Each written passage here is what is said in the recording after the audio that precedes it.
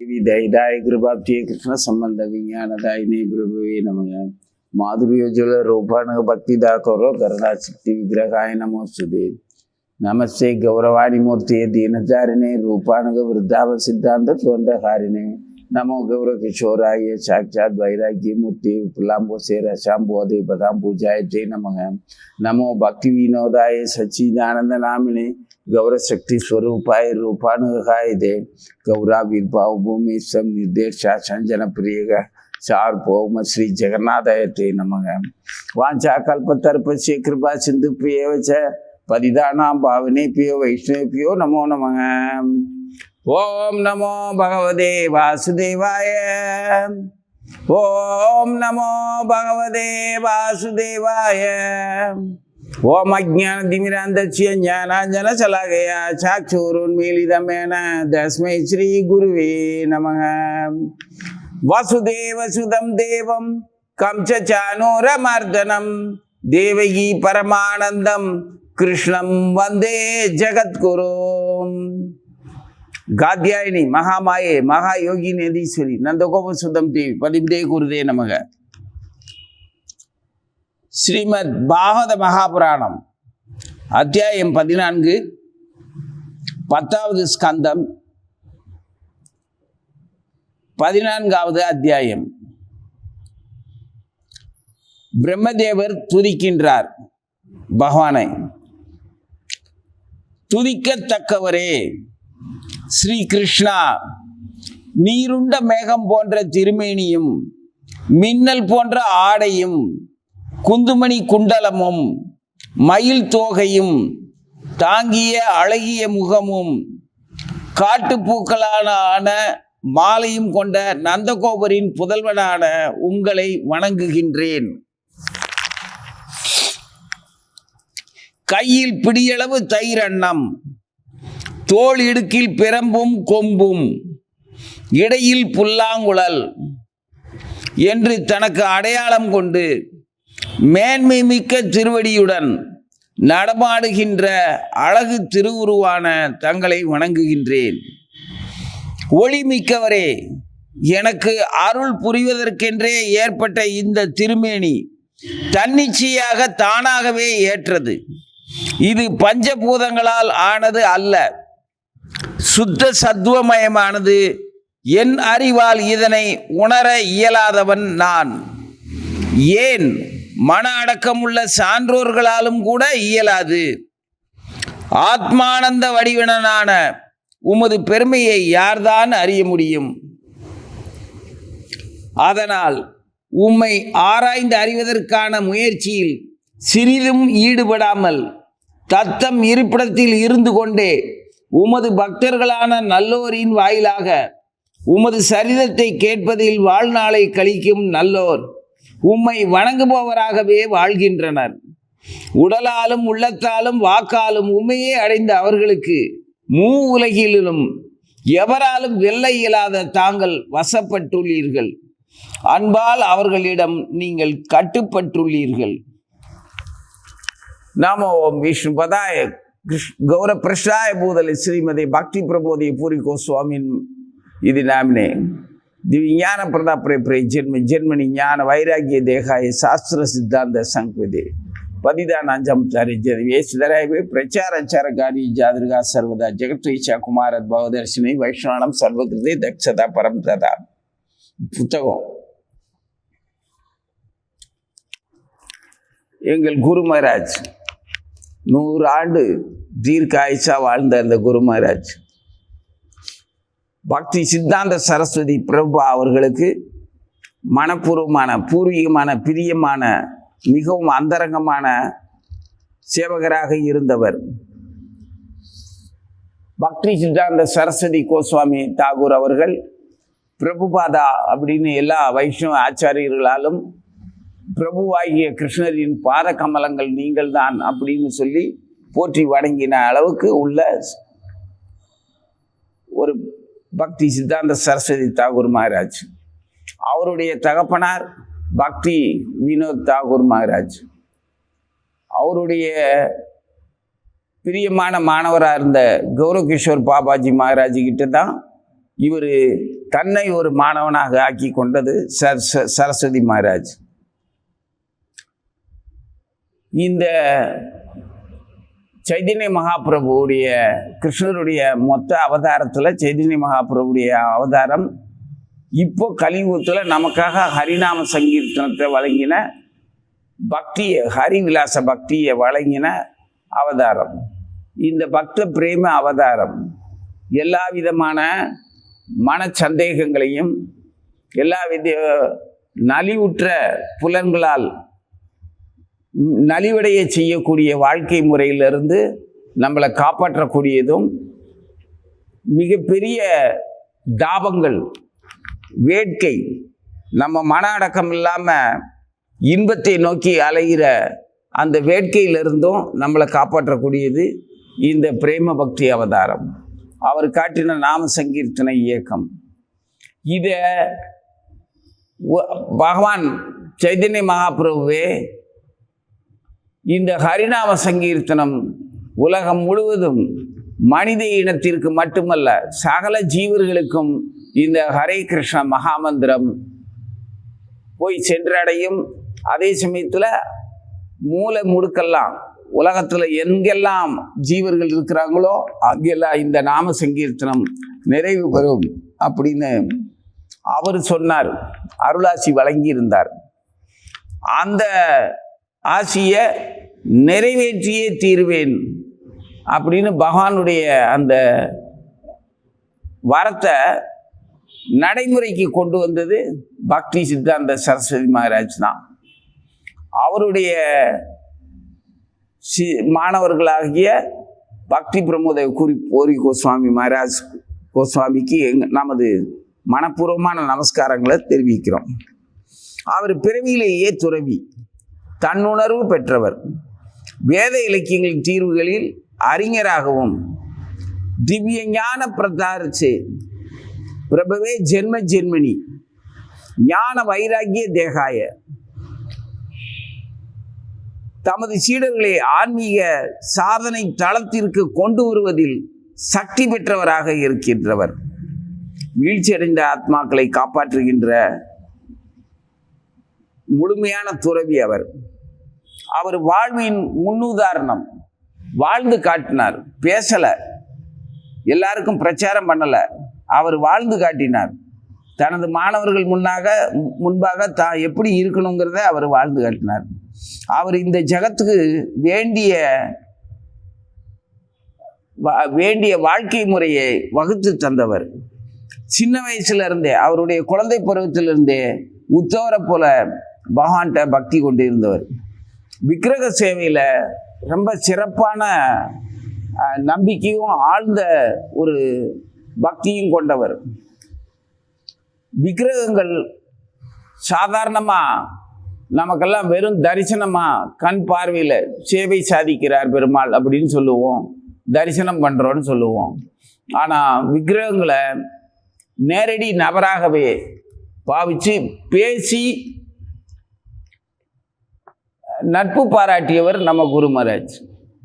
விக்கிரகங்கள் அவரோட பேசுவாங்க, அவரோட விக்கிரகங்களுடைய தங்களுடைய தேவைகளை இவர்கிட்ட சொல்லுவாங்க. விக்கிரகங்களாக இருக்கிற அந்த பகவானுக்கு என்ன தேவை இருக்கும், நமக்கு என்ன தேவையோ, அதாவது நமக்குன்னா நமக்கு இல்லை, நம்ம குரு மகாராஜுக்கு. அவர் தான் விக்கிரகத்தில் ஆழ்ந்த நம்பிக்கையும் பற்றும் கொண்டவர் பூஜிக்கிறதுல. அதனால அவர்கிட்ட அந்த விக்கிரகங்களை அப்படி நடந்துக்குவாங்க, அவங்களுக்கு வேண்டியதை அவர்கிட்ட கேட்டு வாங்குவாங்க. அதுக்கு காரணம் அவருக்கு என்ன வேணுங்கிறத கொடுக்கறதுக்காக, அவர் எடுத்துக்கிறதுக்காக. பகவான் தனக்கு வேணும்னு சொல்லி கேட்பார். ஏன்னா நம்ம குரு மகாராஜ் உடையாகட்டும், உணவாகட்டும், ஓய்வாகட்டும், உறக்கமாகட்டும், பேசுறதாகட்டும், நினைக்கிறதாகட்டும், எதுவாக இருந்தாலும் பகவானை பற்றி மட்டும் பகவான் இல்லாத ஒரு வார்த்தையோ ஒரு சிந்தனையோ ஒரு சொல்லோ எதுவுமே இருக்காது. மனம், வாக்கு, காயம் அத்தனையுமே, உடல் மொத்தமே விக்கிரக சேவையில் ஈடுபடுத்தினவர். பக்தி சேவையில் தன்னுடைய குருவுக்கும் தன்னுடைய ஆலயத்தையும் ஆலயத்தில் இருக்கக்கூடிய பகவானுக்கும் தன்னுடைய முழு வாழ்வையும் அர்ப்பணித்தவர். அவருடைய தேவை எது அப்படிங்கிறத அவர் சிந்திச்சதே கிடையாது. பகவானுடைய தேவை என்ன, அவர் என்ன கேட்பாரு, அவருக்கு உனக்கு என்னையா வேணும் அப்படின்னு சொல்லி அவங்க கிட்ட கேட்டுக்கிறதுனால, பகவான் எனக்கு என்ன வேணும்னு கேட்கறதுனால, தனக்கு என்ன வேணும்னு அவருக்கு பகவான் கேட்குறாரோ அது எல்லாமே இவருக்கு கொடுக்கறதுக்காகத்தான். யாருக்கு? நம்ம குரு மகாராஜுக்கு கொடுப்பதற்காகத்தான். ஏன்னா பகவானுக்கு நிவேதனம் இல்லாத ஒரு தீர்த்தம் கூட இவர் சாப்பிட மாட்டார்னா, இவருக்கு தண்ணி தவிக்குதுன்னா பகவான் கேட்பார், எனக்கு தண்ணி தவிக்குது கூட அப்படின்னு கேட்பார். அப்போ நம்ம குரு மகாராஜ் அவருக்கு தீர்த்தம் கொடுப்பார். அவருக்கு நிவேதனம் பண்ணோன்னா அவர் பார்வையாலேயே பருகினதுக்கப்புறம் அந்த தீர்த்தத்தை வேற என்ன செய்ய முடியும், தான் பருகித்தான் ஆகணும். அப்போ இவரை தண்ணீர் குடிக்க வைக்கிறது கூட பகவான் தன்னுடைய விருப்பம் போல தனக்கு நிவேதனம் பண்ண வச்சு அதை விரயமாக்காம அவனை பருகுவான் அப்படிங்கிற எண்ணத்துல விக்கிரகம் நடந்துக்குவாங்க. இந்த மாதிரி எந்த விக்கிரகமும் எந்த ஒரு பக்தர்கள்ட்டையும் பிரியமா நடந்துகிட்ட சம்பவங்கள், காட்சிகள் நாம் காணவே முடியாது. அப்படி ஒரு அற்புதமான விக்கிரக சேவையில் ஈடுபட்டவர் நமது குரு மகாராஜ். அவருடைய பாதையில அவருடைய அடிச்சுவட்டை பின்பற்றி நாம பக்தி பண்றதுக்காக நமக்கு கிடைச்ச இந்த வாழ்க்கை முறை, அவரை பற்றிய அந்த அறிமுகம் நமக்கெல்லாம் கிடைச்சிருக்குதுன்னா, நம்ம உண்மையிலேயே நேரடியாக கிருஷ்ணருடைய பிரியமான அன்புக்கு பாத்திரமானவர்களாக இருக்கிறோம். ஏன்னா அவருக்கு பிரியமான அந்த நமது குரு மகாராஜ் கிட்ட நம்மளை கொண்டு போய் சேர்க்கணும்னு பகவான் பிரியமாக இருக்கிறாருன்னா, அது நமக்கு நம்மளால நம்ம குரு மகாராஜுக்கு சேவை செய்ய முடியும்னு நம்மளை நம்புறதுனால பகவான் அவர்கிட்ட நம்மளை அனுப்பி வச்சிருக்கிறார்.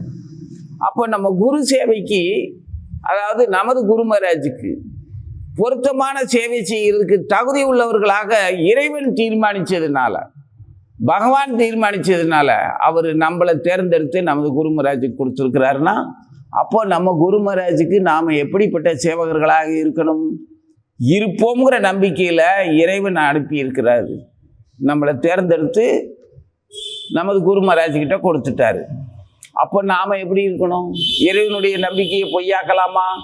நமது குரு மகாராஜுக்கு நம்ம எவ்வளவு சேவை செய்யணும்? குரு மகாராஜுக்கு சேவை செய்கிறதுனா அவருக்கு எப்படி சேவை செய்யணும்? அவருக்கு சேவைன்னு அவர் விரும்புறது என்னது? குரு மகாராஜ் தனக்குன்னு எதையுமே விரும்பாதவர். அவருடைய விருப்பத்தையே தன்னுடைய விருப்பமாக கேட்டு அவருக்கு வழங்குறவர் கிருஷ்ணர். அப்போ நாம நம்ம குரு மகாராஜுக்கு, நமது கிருஷ்ணரே குரு மகாராஜுக்கு சேவகராக வேலை செய்கிறாரு, நாம எப்படி வேலை செய்யணும்? அப்போ குரு மகாராஜ் எப்படி திருப்தி அடைவார்? அவர் திருப்தி அடையணும்னா நம்ம செய்ய வேண்டிய கடமை, நமது கடமை என்னதான் இருக்கணும்? அப்படி அந்த கடமையில நம்ம குறைவில்லாம நல்லபடியா நடந்துக்குவோம்னு நம்பித்தானே நம்மளை கிருஷ்ணர் அவர்கிட்ட மாணவனை அனுப்பி இருக்கிறார். இப்ப நமது கடமை என்ன? மனம் வாக்கு காயத்தினால விக்கிரக சேவையிலையும் பக்தராக யாரெல்லாம் அறியப்படுகின்றோமோ அவர்கள்கிட்ட வாஞ்சியோடையும் நடந்துக்க வேண்டியது நமது கடமை. அதுவே நாம் நமது குருவுக்கு செய்கிற சேவை. அந்த சேவையை நாம் செய்வோம்னு சொல்லித்தான் பகவான் நம்ம குரு கிட்ட நம்மளை மாணவனாக சேர்த்து விட்டுருக்கிறார். அப்போ பகவானுடைய நம்பிக்கையவும் நாம் பொய்யாக்க முடியாது, பொய்யாக்க கூடாது. அப்போ நம்ம எண்ணமும் சொல்லும் செயலும் வாழ்க்கை முறையும் எப்படிப்பட்டதாக இருக்க வேண்டும்? பகவானை சார்ந்து இருக்க வேண்டும். விக்கிரக சேவைக்கு இல்லாத எந்த ஒரு உணர்வுகளையும், ஒரு வார்த்தையவோ ஒரு நேரத்தையோ விரயம் பண்ணக்கூடாது.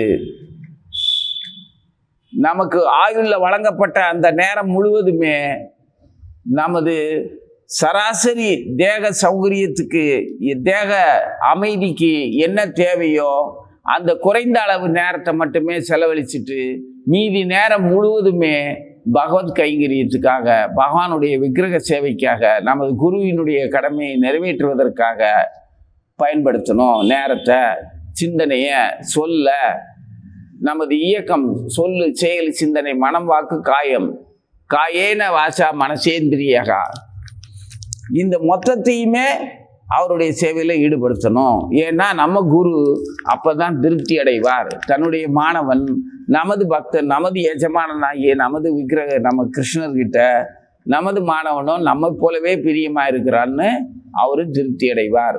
அவர் திருப்தி அடைந்தால் பகவான் திருப்தி அடைவார். பகவான் திருப்தி அடைந்தால் நமக்கு மேலும் மேலும் இந்த குற்றமில்லாத தூய பக்தியை பண்ணுறதுக்கான வாய்ப்பு வாழ்நாள் முழுவதும் கிடைச்சிக்கிட்டே இருக்கும்.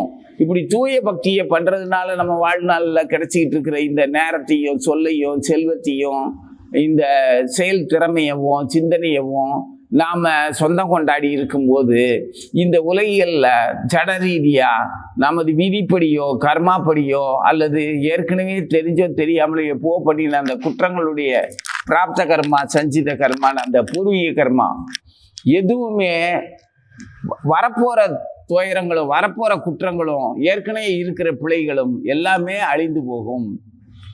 அது அவங்களுக்கு நம்மளை அடையாளம் தெரியாது. அந்த குற்றங்களுக்கான கைதியாக அந்த குற்றங்கள் நம்மளை கையாளுறதுக்கு நம்மளை அதுகளுக்கு அடையாளம் தெரியாமல் போயிடும். அப்போ அந்த குற்றத்துக்கான விளைவுகள்லாம் என்ன ஆகும்? காலப்போக்கில் முழுவதுமே பஸ்வம் ஆயிரும். பஸ்வம்னா என்ன? பஸ்வம்ங்கிறதும் ஒரு பொருள் தான்.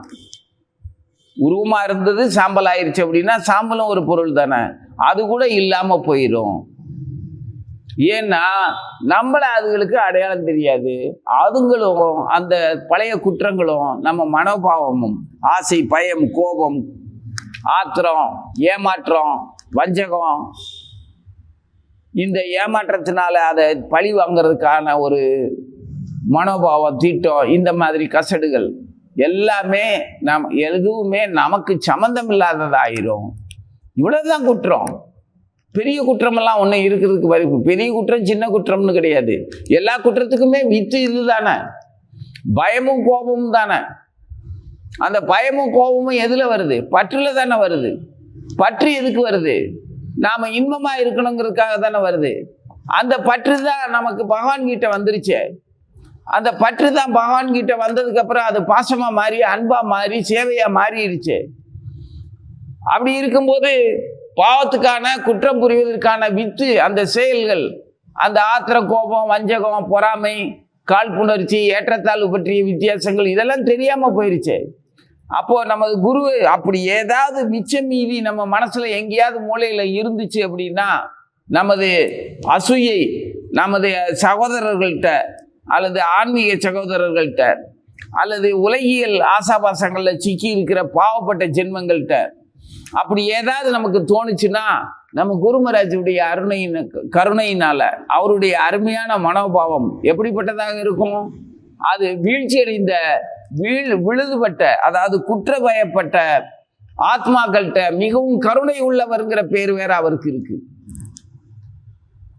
அப்போ அவரே அவங்க கிட்ட கருணையா இருக்கும்போது நாமளும் அதைத்தானே பின்பற்றணும். அப்படி இருக்கும்போது அவங்களுடைய அந்த அமங்கலமான அந்த அவங்க வாழ்க்கை முறை மேல நமக்கு எதுக்கு கோபம் வரப்போகுது? அந்த அமங்கலமான மோசமான வாழ்க்கை முறையினால சோம்பேறித்தனமான முட்டாள்தனமான இருளுக்குள்ள இருந்து திண்டாடிக்கிட்டு தன்னையும் தன் புலன்களையும் தன் ஜட உலக வாழ்க்கையை கூட ஒழுங்கா வாழ தெரியாத அந்த மூடர்களை பார்த்து நமக்கு இறக்கம் வருமா கோபம் வருமா? இறக்கம் வந்துச்சுன்னா நம்ம குருமராஜுடைய மாணவர்களாக இருக்கிறதுக்கு தகுதி. கோபம் வந்துச்சு அப்படின்னா கிருஷ்ணனுடைய மாணவனா இருக்கிறதுக்கு தகுதி. ஆனா இரக்கமும் கோபமும் வராம அவனை நமது துரோகியாக நமக்கு துன்பம் தரக்கூடியவனாக பகைவனாக அவனை பழி தீர்த்தே அவன் என்கிற ஒரு எண்ணத்தை வளர்த்துக்கிட்டோம்னா நமக்கு நாமளே துரோகி ஆயிடுவோம். நமக்கு நாமளே துரோகி ஆகும்போது பகவான் கிட்ட இருந்து விலகி கீழே விழுந்துருவோம். அப்படி பகவான்கிட்ட இருந்து விழுந்துட்டோம்னா குருமராஜுடைய மாணவன்கிற இடத்துல இருந்து கீழே விழுந்துருவோம் இல்லையா? அதனால இந்த நேரடியா பிரம்மா கிருஷ்ணரை பார்த்து சொல்றாரு அப்படிங்கிறது ஸ்லோகத்துல சொல்லி இருக்குது. இத குருமராஜ் நம்ம ராதா கோபிநாத்தை பற்றி பேசுறதா நாம எடுத்துக்கிட்டு அப்படித்தான் மனசுல சிந்திச்சு பேசணும். பிரம்மா பகவானுடைய புத்திரர், மானசீக புத்திரர் உண்மை. நம்ம குருமராஜும் அவருடைய குருவின் சாட்சியாக அதே பிரபுபாதாவுடைய பயிற்சியினால இவரும் குருமராஜ் கிருஷ்ணருடைய புத்திரர் தான். நேரடியாக பிரம்மா கிருஷ்ணரை பார்த்து சொல்ற மாதிரி நம்ம பூரி மகாராஜ் கிருஷ்ணரை பார்த்து சொல்றார், துதிக்கத்தக்கவரே அப்படிங்கிறார். பிரம்மா தான் சொல்றாரு, அதைத்தான் நான் சொல்றேன், நம்ம குரு தான்றேன், ஜெகத்குரு.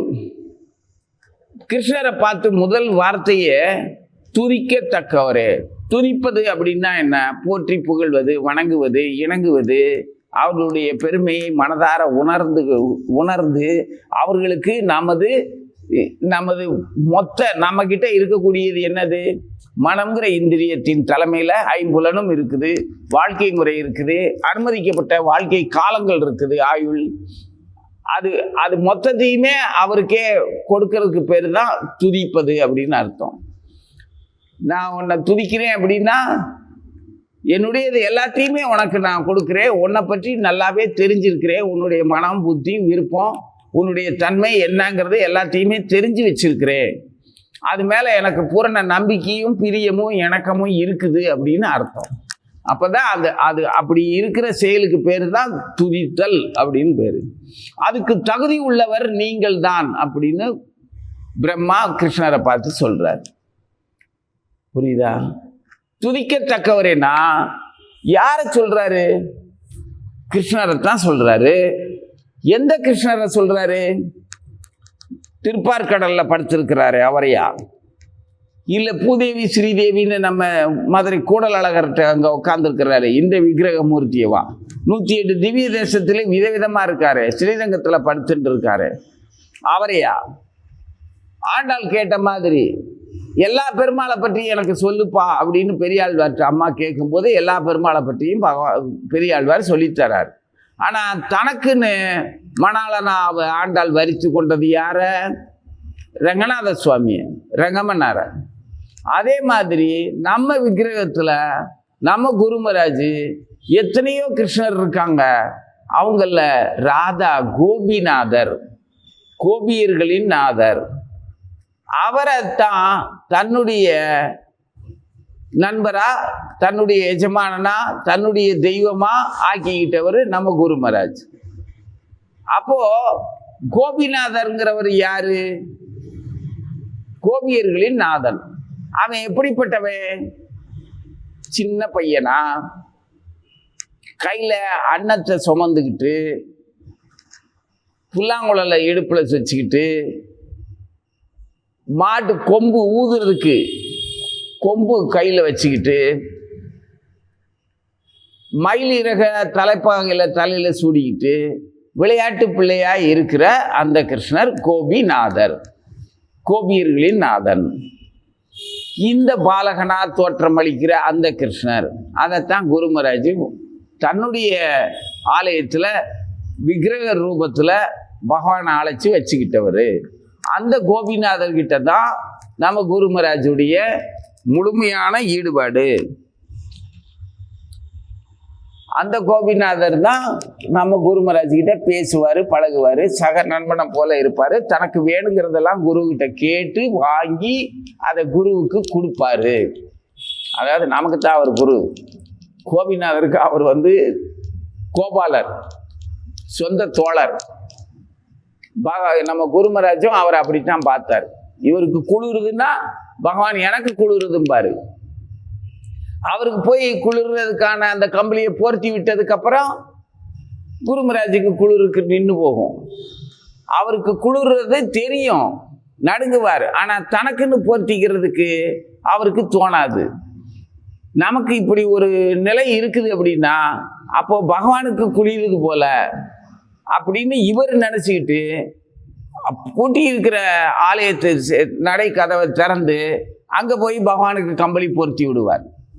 நட சாத்தும் போது கோயில்ல கருவறையை மூடிவிட்டு வரும்போது அவர் உறங்க செஞ்சு சயன ஆரத்தி முடிஞ்சதுக்கு அப்புறம் குருமராஜ் வீட்டுக்கு வந்ததுக்கு அப்புறம் அவருடைய அறைக்கு வந்ததுக்கு அப்புறம் இவருக்கு குளிர் தாங்க முடியல அப்படின்னா உடனே இவருக்கு தனக்கு போர்த்திக்கணும்னு தோணாது.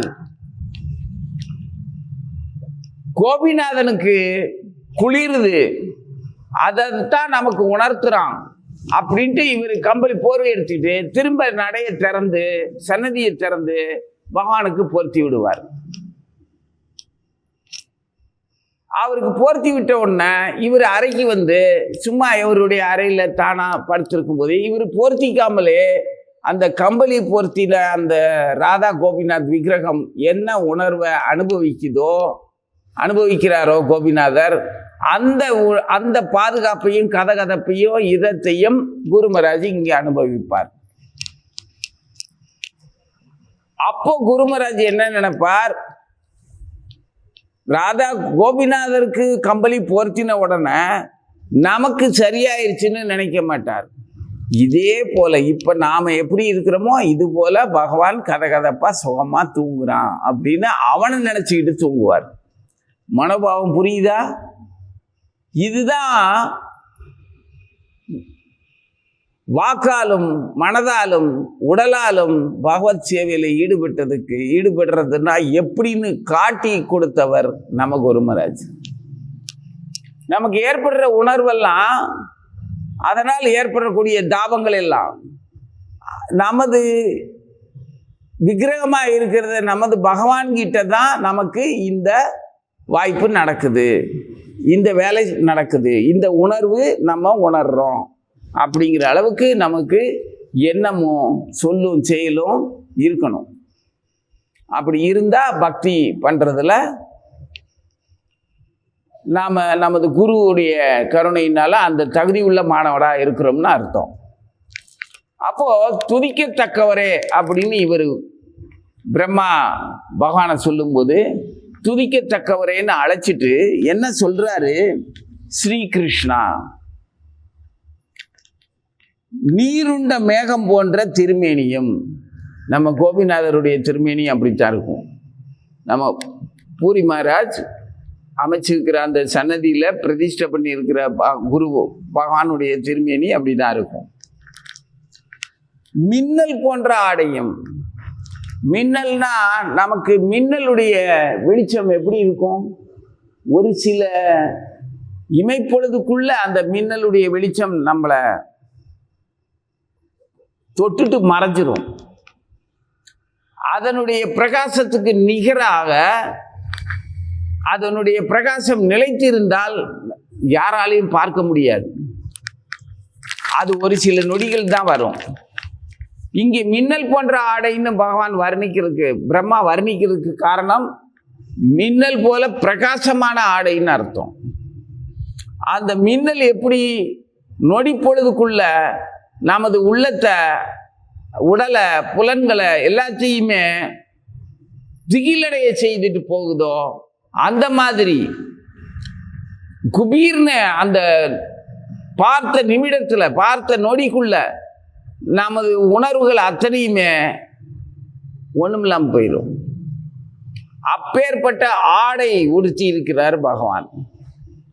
மின்னல் போன்ற ஆடை, ஒளியிலையும் சரி அந்த உடைய பகவானுக்கு உடுத்தி இருக்கிற வஸ்திரமே நமது எல்லா தாபங்களையும் எல்லா குற்றங்களையும் உடனடியாக போக்கிவிடும், மின்னல் போல வேகத்துல.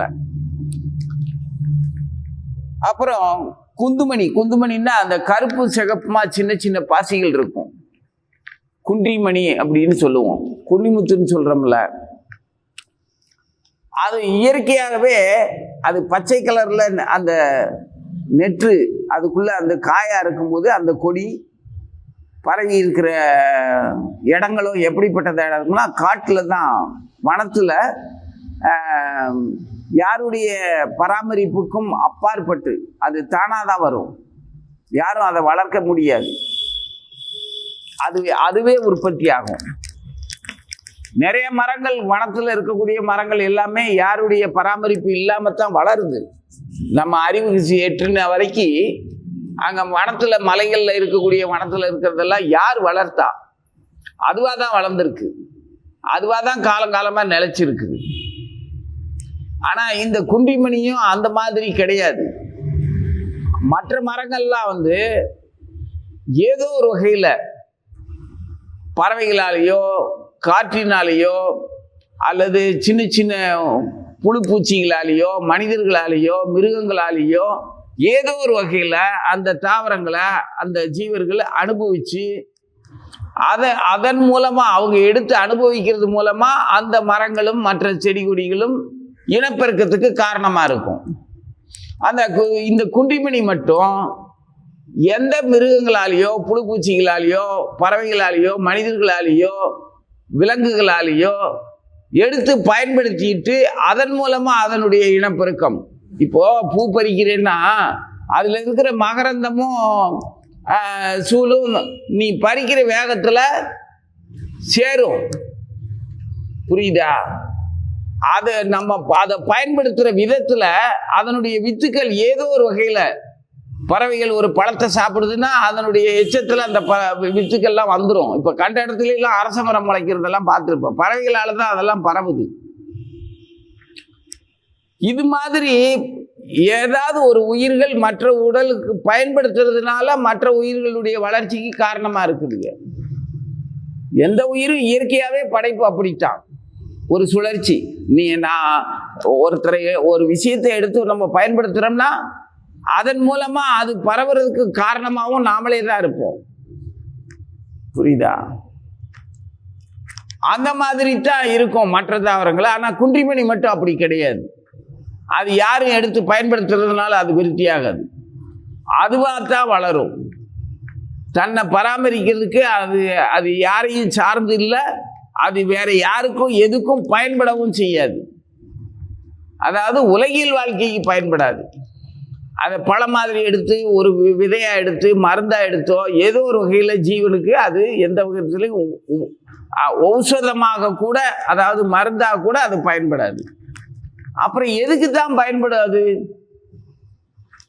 அது தங்க பொருள்கள் இருக்கு இல்லையா, இதை ஒட்டுறதுக்கு அது பயன்படும். அதனுடைய பசை, அதில் இருக்கக்கூடிய அந்த ரசம், ஆபரணங்கள் பொன்னாபரணங்கள் செய்கிறவங்களுக்கு இந்த விஷயம் தெரியும். அந்த பொன்னாபரணங்களை வடிவமைச்சு கம்பியாவோ தகடாவோ பூ மாதிரியோ வளைச்சி வடிவமைச்சு செய்யும்போது அதில் கல் ஒட்டுறதுக்கும் அல்லது அந்த இணைப்பு ஒரு தங்கத்தை இன்னொரு தங்க பொருளோட ஒட்டுறதுக்கும் பயன்படக்கூடிய பசையாக அந்த ரசம் இருக்கும். வேறு எதுக்கும் பயன்படாது. இந்த பொன்னாபரணங்கள் யாருக்கு பயன்படும்? தெய்வங்களுக்கு தான் அந்த காலத்தில் பயன்படுத்தினாங்க. விக்கிரகங்களுக்கும் தெய்வங்களுக்கும். மனிதர்கள் தங்களுக்கு பூணுவதற்காக பயன்படுத்தவே இல்லை. இது விக்கிரகங்களுக்கு செய்கிற ஆபரணங்கள்ல பயன்படுத்தினாங்க. அதுக்கப்புறம் விக்கிரக ஆராதனையிலிருந்து அந்த விக்கிரகங்களுக்கு சமமான மனிதர்களை குணத்திலேயோ அன்பிலேயோ தகுதி அடிப்படையில் இருக்கிற அந்த தலைமை பொறுப்பில் இருக்கிறவங்களுக்கு ஆபரணங்கள் பூட்டி மகிழ்ந்தார்கள். இன்னைக்கு எல்லாமே எங்கே வந்துருச்சு? சொந்த சுயநலத்துக்கு வந்துருச்சு.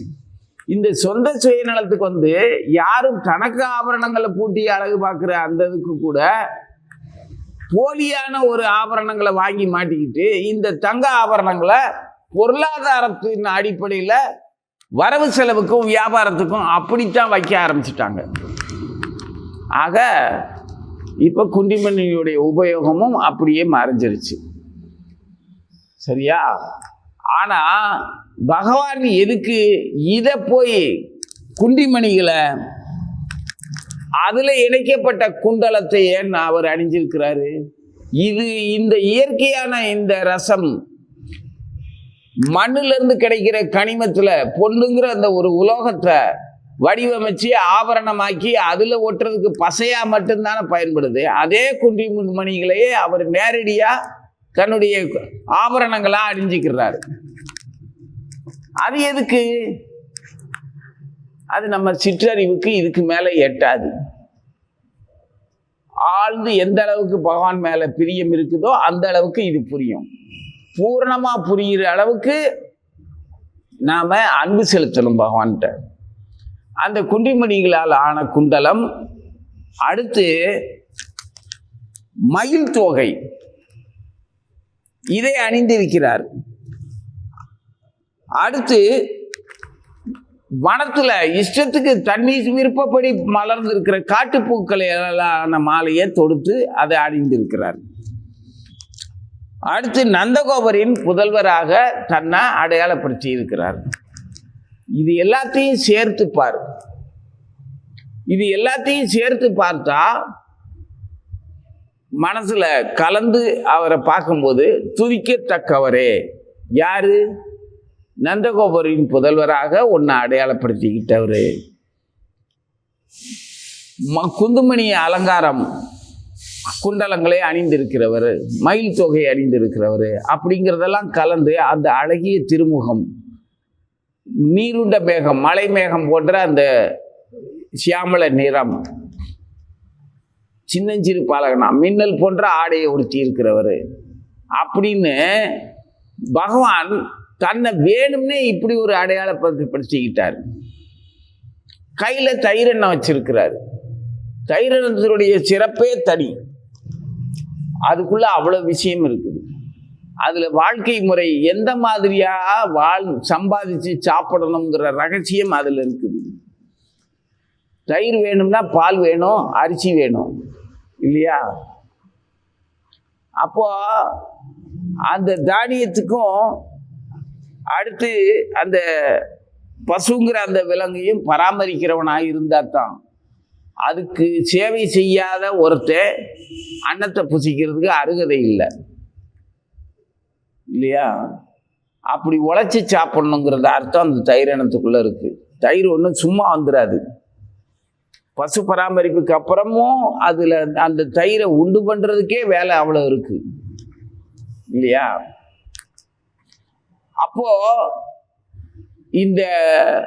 இந்த தன்மையில பகவான் தன்னை அடையாளப்படுத்திக்கிறதுக்கு தனக்கு ஒரு தகப்பனாக இந்த பசுக்களை பராமரிக்கக்கூடிய ஒருத்தர் உழைச்சி பிழைக்கிறவே, உண்மையிலேயே எல்லா தேவர்களுக்கும் எல்லா உயிர்களுக்கும் நண்பனாகவும் தகப்பனாகவும் இருக்க தகுதியுள்ள ஒருத்தரை தனக்கு தகப்பனா தேர்ந்தெடுத்து தன்னை ஒரு சிறு பாலகனா ஆக்கிக்கிட்டு குன்றுமணி குண்டலங்களை காதில் போட்டுக்கிட்டு மயில் இறகு சூடிக்கிட்டு எளிய முறையில் எளியவர்களோட பழகிறதுக்காக வந்திருக்கிற முழுமுதற் கடவுள் நீங்க துதிக்கத்தக்கவர் அப்படிங்கிறார்.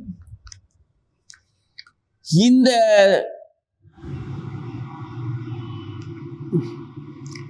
பசுக்களை பராமரிக்கிறதுக்காக அந்த பிரம்பும் புல்லாங்குழலும் இனிமையான காற்று மூலமா தன்னுடைய சுவாசத்தின் மூலமாக பிராணன் மூலமாக உள்ள இருந்து சுவாசிக்கிற அந்த காற்று வெளியில வரும்போது இசையாக வெளியே வருது. அப்படி ஒரு இசைக்கருவியை கையில வச்சிருக்கிறாரு புல்லாங்குழல. இந்த இப்போ இன்னார் மகனாக கோபால சிறுவனாக நடமாடுகின்ற உங்களை நான் துதிக்கத்தக்கவரேன்னு வணங்கினேன். அடுத்து என்ன சொல்றாரு? ஒளிமிக்கவரே. ஆடை மட்டும் ஒளி அல்ல, அவரும் ஒளிமிக்கவர் தான். எனக்கு அருள் புரிவதற்காக, அருள் புரிய வேண்டும் என்பதற்காகவே ஏற்கப்பட்ட இந்த திருமேனி எனக்கு அருள் புரிவதற்கு. இப்போ நம்ம குருமராஜுக்கு விக்கிரகமா வந்த பெருமாள் பகவான், உனக்கு அருள் புரிவதற்காகவே நான் அந்த விக்கிரகமா வந்திருக்கிறேன் அப்படிங்கிறத அர்த்தம். அருள் புரிவதற்கென்றே ஏற்பட்ட இந்த திருமேனி தன்னிச்சையாக தானாகவே வந்தது. நீங்க மானசீகமா மனசுல நீங்க எங்க மேல அன்பு வச்ச உடனே இந்த மாதிரியான ரூபம் தன்னிச்சையாவே தோற்றம் வந்துருச்சு உங்களுக்கு. இது எல்லாத்துக்கும் காரணம் எங்க மேல நீங்க வச்சிருக்கிற அன்பு தான். நாங்க உங்க மேல அன்பு வைக்கணுங்கிறதுக்காக தான். இதனாலதான் இது வந்திருக்குதே தவிர இந்த பஞ்சபூதங்களால் ஆன ஒரு உடல் கல்லோ மரமோ வண்ண திரவமோ அதனால பூசப்பட்டது தயாரிக்கப்பட்டது அல்ல. சுயம்புவ சொந்தமா வந்த தன்னிச்சையான உடல் இது. இந்த உடல் உங்க விருப்பப்படி எங்கள் மேல உங்களுக்கு இருக்கிற அன்பினால நாங்க உங்க மேல அன்பு வைக்கணுங்கிறதுக்காக எங்களுக்காகவே இப்படி ஒரு வடிவத்தை நீங்க எடுத்துட்டு வந்திருக்கிறீங்க. அதனால துதிக்கத்தக்கவரேன்னு கூப்பிட்டு இப்போ ஒளிமிக்கவரேன்னு கூப்பிடுறேன். பிரகாசமாக இருக்கிறார்.